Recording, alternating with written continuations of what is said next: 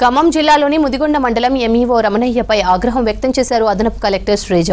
పాఠశాలలకు వస్తున్న నిధులను దేనికి ఎలా వాడాలో అవగాహన లేకపోతే ఎలా అని ప్రశ్నించారు. 5 సిబ్బంది ఉన్నా విద్యార్థుల సంఖ్య పెంచలేకపోతున్నారని, చదువులు సరిగ్గా నేర్పలేకపోతున్నారని ఫైర్ అయ్యారు. పాఠశాలలకు వచ్చే నిధుల వినియోగంపై ప్రధానోపాధ్యాయులకు అవగాహన కల్పించారన్నారు.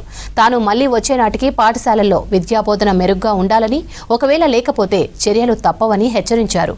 గ్రామాల్లో ప్రభుత్వ పాఠశాలలను సందర్శించి ఉపాధ్యాయుల పనితీరును తెలుసుకోవాల్సిన బాధ్యత ప్రజాప్రతినిధులకు ఉందన్నారు.